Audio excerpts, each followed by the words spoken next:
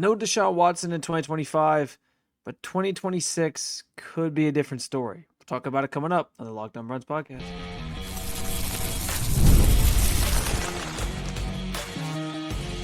You are Locked On Browns, your daily Cleveland Browns podcast. Part of the Locked On Podcast Network, your team every day.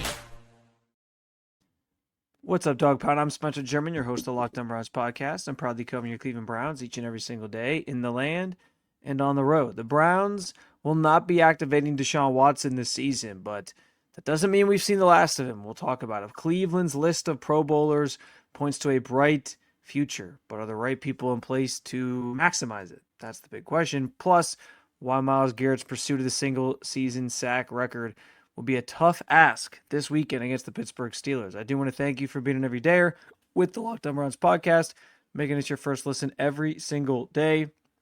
Part of the Locked On Podcast Network, now the number one sports podcast network, which is thanks to you for making us your first listen every single day. And today's episode is brought to you by PrizePicks. Download the PrizePicks app today. Use code LOCKEDONNFL to get $50 in lineups when you play your first $5 lineup. Kevin Stefanski announced on Tuesday officially that the team would not be activating Deshaun Watson to the active roster after he made his return to practice about 3 weeks ago. We all speculated on what that meant, whether or not we'd see him on the active roster before the end of the season. There have been conversations all season long about the possibilities of Deshaun Watson even playing in games at some point this season, which I think many people dreaded even having to think about or consider. But we now know he will not be appearing in any games this season. We can put all that speculation to bed. He wasn't lying when he said Shedeur Sanders would finish the season as the starting quarterback. He'll have 2 games left to do so. And Deshaun Watson sort of fades back into the background, if you will, by not activating him. By rule, he's obviously spent the first portion of the season on the physically unable to perform list, and then was activated to return to practice, or his practice window was opened for the 3-week stretch that you are allotted to do that. But by not activating him, he now reverts back to, I guess not back to, because he wasn't technically on the IR, but he reverts to the IR. And his season is essentially over. So that's how that process sort of plays out and works in the NFL when you have a player in the situation that Deshaun Watson is in. So you will not see him this season. That's, I think, positive news for a lot of people. But it doesn't mean that we've seen we haven't seen the last of Deshaun Watson. And I think that's what is kind of the I don't know, maybe for some people there's still this glimmer of hope that he can be something. But I think largely that ship has sailed for most. And I think that is kind of the dark cloud hanging overhead, is the idea that he could be part of their quarterback plans in 2026. We've seen the reporting on that. This team right now is very much in flux at the quarterback position. The nature of the contract, how much money he'd still be owed, even if they split it and make him a June 1st designation, is like upwards of $80 million next year. And I don't know that they necessarily want to pay that. I think some of that depends too on, which or who's leading the organization. If it was a full clean slate of a new regime might come in and say, I don't care. Let's just bite the bullet. We'll stink for a year or whatever we have to do to get him out of here and not have him be around and be off the roster. And, let the chips kind of fall where they may, if you will, because we want to kind of go in a different direction. If it's anybody from this current regime, I think, they probably do try to bridge that gap to the best of their ability. And right now, the vibes and sense is that at least one part of this regime is going to be here in 2026.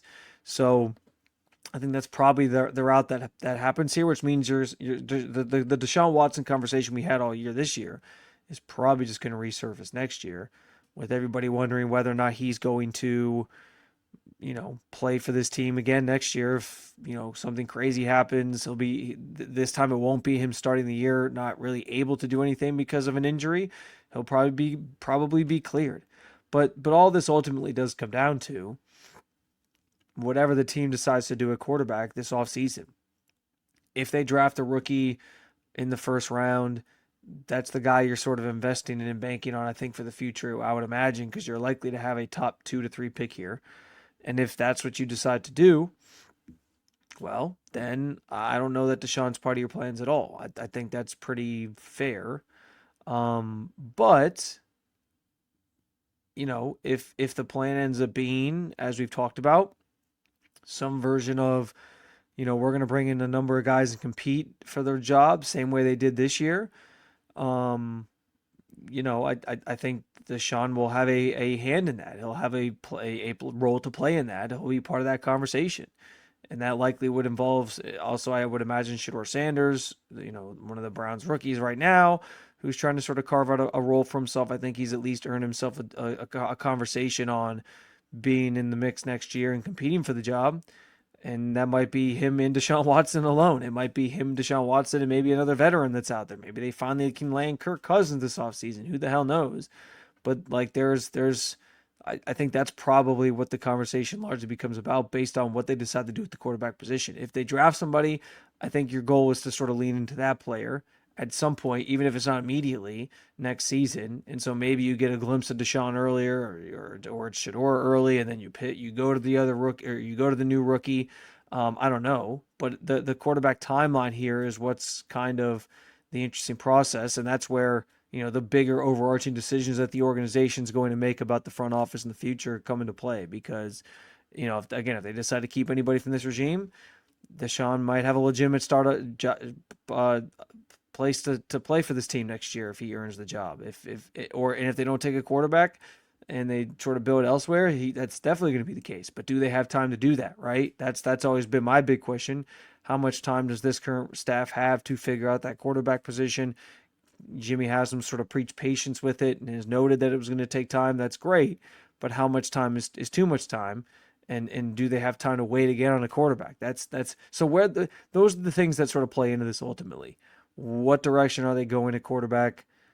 Is it, leaning into Shedeur and giving him some time next year to see what he can do with Deshaun sort of in the mix or in the fold as a backup, and maybe they both compete in training camp to try to win the job, and it's a legitimate competition this time for somebody like Shedeur Sanders rather than what it was this year when it was 4 guys and they called it an open competition. We'll see. But those are the big overarching questions that will sort of come to light this offseason and determine what the future holds for Deshaun Watson. But at least for now, and like I said, I think it's probably mostly a relief for many of the fan base, yourself included, that we don't have to worry about Deshaun Watson suiting up and playing in football games this season, because we had talked about that being an actual thing and an actual possibility for this team, at different points throughout the year. And now we know it's completely off the table as he does go unactivated to the 53-man roster by the Browns before the season's out and his practice window was closing. So it's to the IR. And I guess it's a conversation now that gets tabled for the offseason. And as we start talking through quarterback plans and things that they could potentially do, we'll come back to it then. The Browns have a solid list of Pro Bowlers, both from the starters to the alternates. It's a glimpse into the future for the Browns, but do they have the right people in place to really hone those players and maximize what the bright future that seems like it's on the horizon? We'll talk about it coming up on the Locked On Browns podcast.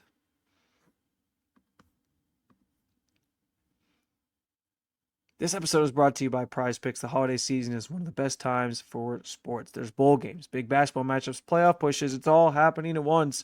And while we're all making choices every day, one of the most fun places to make the right call is PrizePicks. PrizePicks is the easiest way to get in on daily fantasy. You just pick more or less on player projections, lock in your lineup, and you're in the game. It's simple, fast, and available in 45 states, including California, Texas, Florida, and Georgia. Creating a lineup takes less than a minute, and the app makes the whole process smooth and intuitive. And the new Stacks feature lets you choose the same player up to 3 times in one lineup, like more on quarterback passing yards, touchdowns, and rushing yards. Plus, if one of your players leaves early with an injury, the injury reboot feature saves your lineup from a loss. Download the PrizePicks app, use code LOCKEDONNFL to get $50 in lineups after you play your first $5 lineup. That's code LOCKEDONNFL to get $50 in lineups after you play your first $5 lineup. PrizePicks, it's good to be right.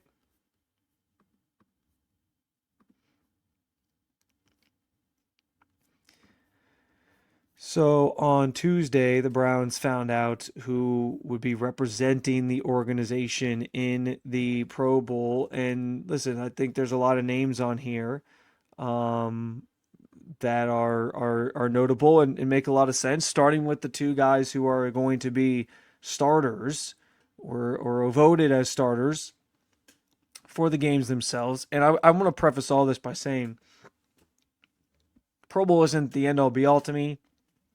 I pay more attention to like all pros and those things because I understand it's a subjective thing. Fans vote on it, and you also got to remember, um, like some of these guys get in as like alternates, is like the fifth alternate or something. I mean, Tyler Huntley is technically a Pro Bowler throughout his career because of a year where he filled in for Lamar Jackson, was an alternate to the Pro Bowl, and got in because a bunch of quarterbacks bowed out. So that's, I think it's part of the puzzle. It's part of the conversation when it comes to a player's greatness and their accolades, but it's not the end all be all in my estimation.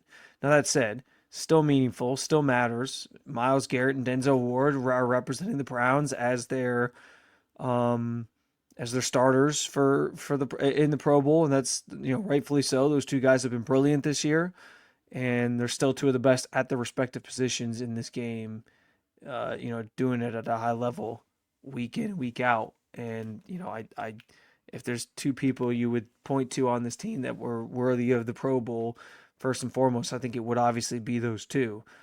Now, what I think is interesting is that there's four other players who are considered alternates for the Pro Bowl this year, and they are safety Grant Delpit, another veteran who's had a great season, and I think has kind of become a staple of this Browns defense, obviously.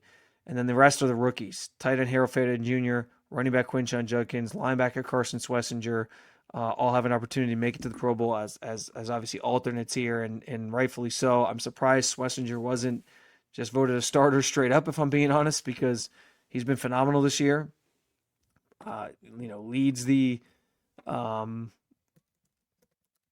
Leads the NFL, or not the NFL, but I think, from the linebacker position,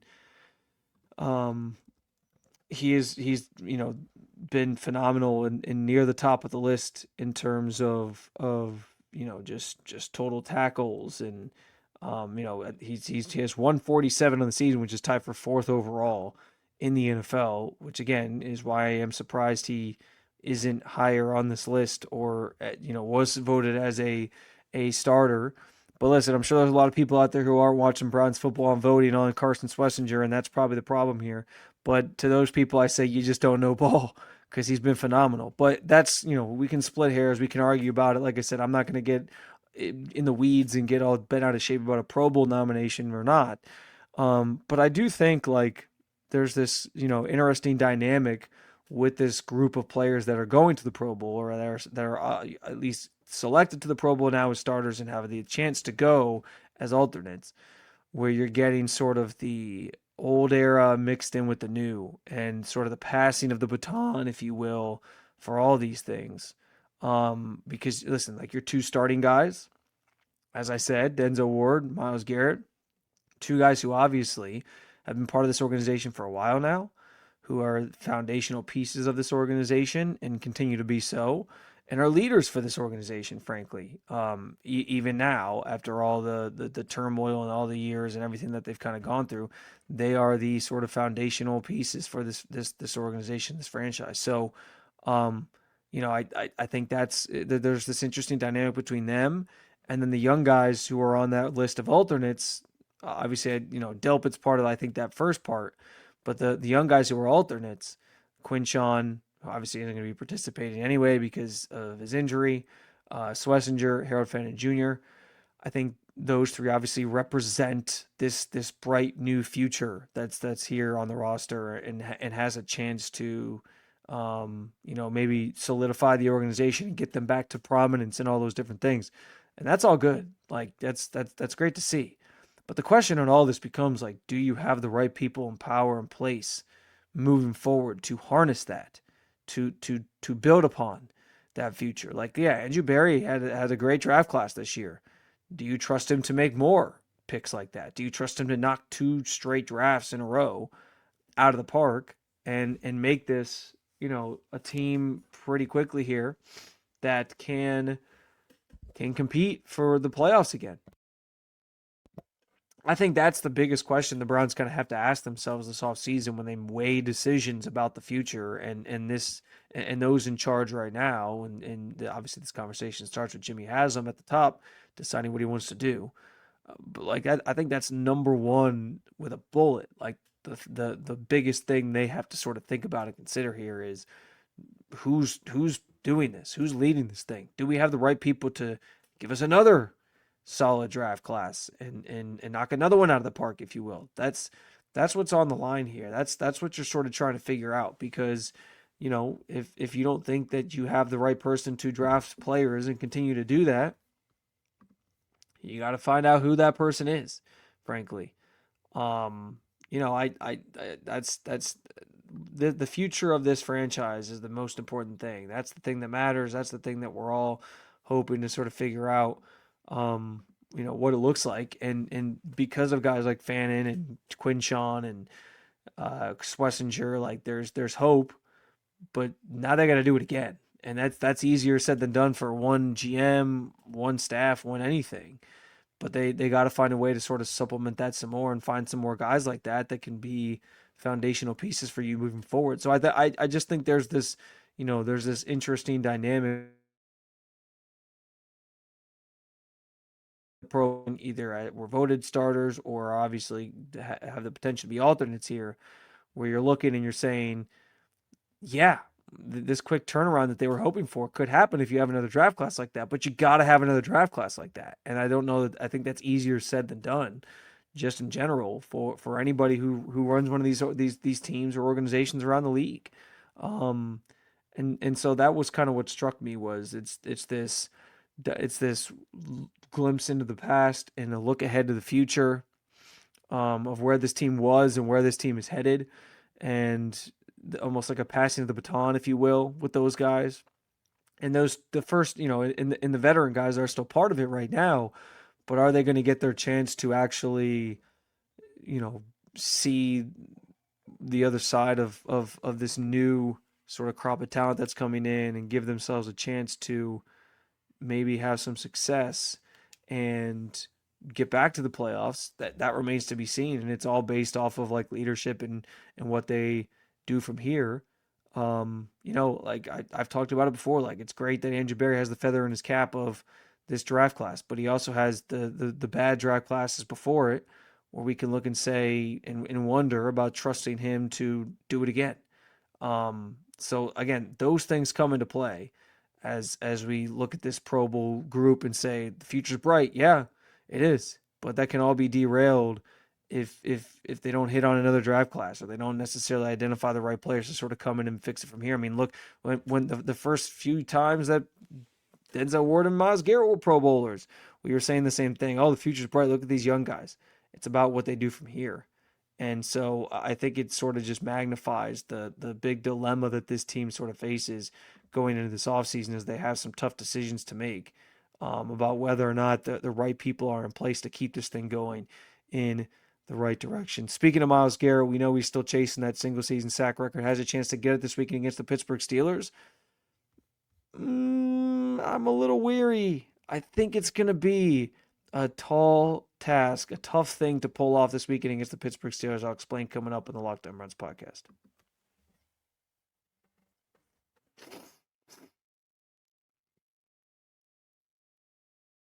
All right, we know Myles Garrett is trying to pursue this sack record. We know that it's in his sights. He needs a half sack to tie the current record. If he gets just one this weekend, he'll break it, establish a new mark of just straight up 23 sacks in total in a season. A remarkable feat.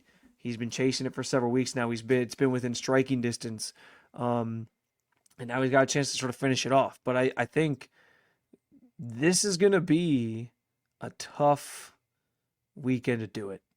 And I know he wants to get it done in 16 games the same way the guys before him got it done in 16 games. So it feels like it's like a legitimate record. It's not him doing it with the extra 17th game that these other players, well, TJ Watt, I think, actually did have a 17th game, and he still only did in 16. But at least I think. I could be wrong about that because I forget the exact year. What was the year when they flipped to? I'm gonna look this up. It was 2021. That was the first year. So the first year they went to 18 weeks was the year that TJ Watt obviously tied the record. So, I know he wants to get it done in 16 games because TJ Watt also got it done in 16 games, the same way Michael Strahan got it done in 16 games because that's all you played back then. And so I know he wants to finish it off. But the biggest reason I think it's going to be tough to do is because the quarterback he's going against. I mean, Myles didn't have a sack against Aaron Rodgers the first time these two teams played earlier this season. It was tough sledding. It was hard for him to get back there and disrupt things with Aaron Rodgers. And that all goes back to, listen, Aaron Rodgers is undoubtedly one of the best quarterbacks I think ever.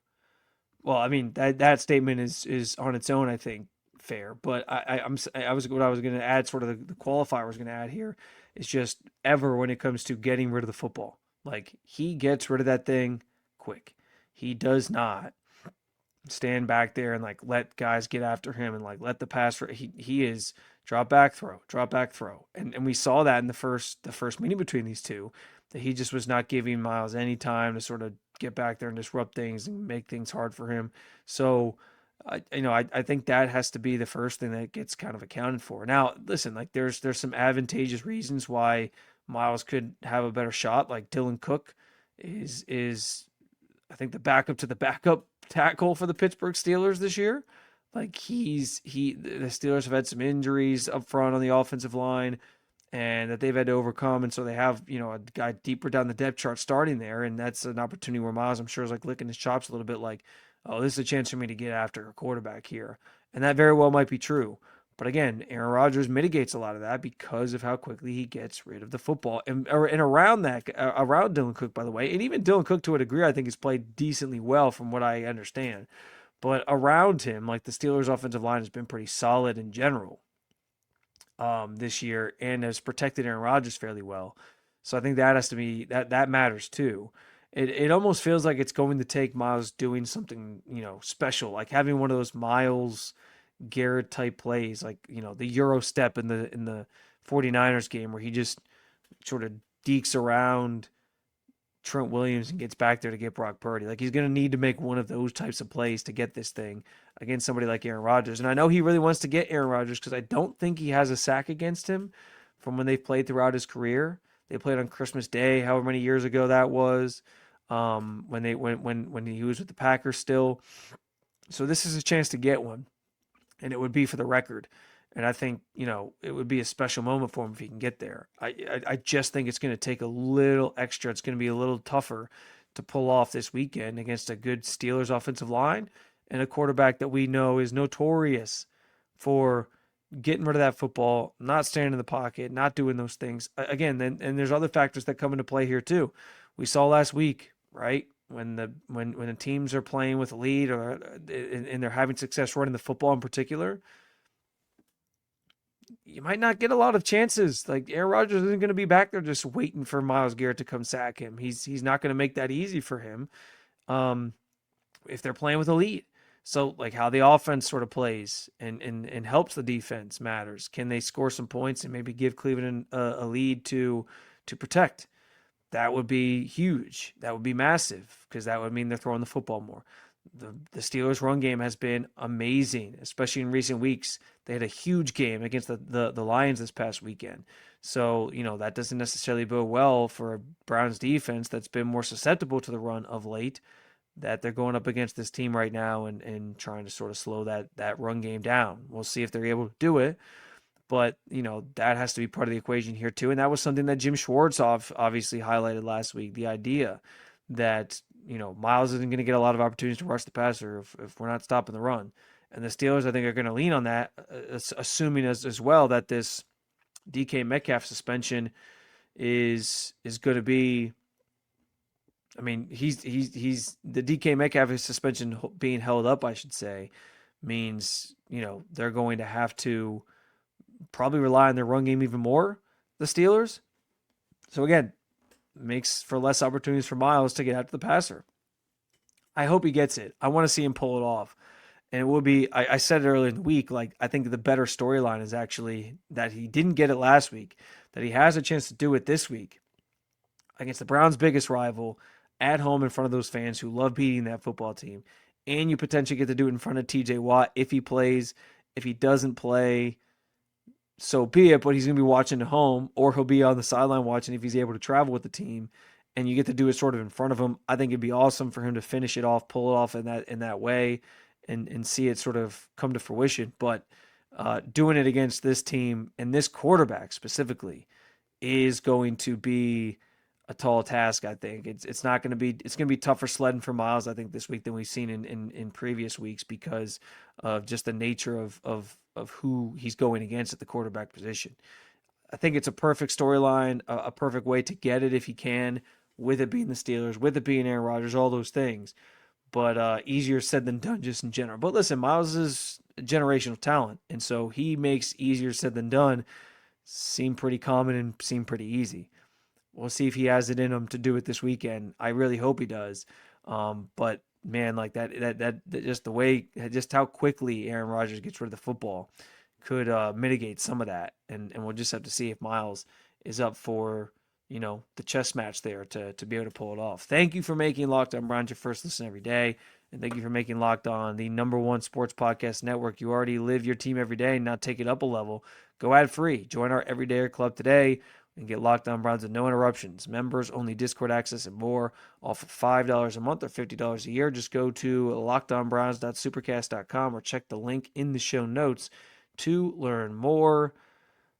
Make sure you hit that subscribe button. Make Locked On Browns your first listen every day, wherever you get your podcast. And at the Locked On Browns YouTube channel if you haven't subscribed already.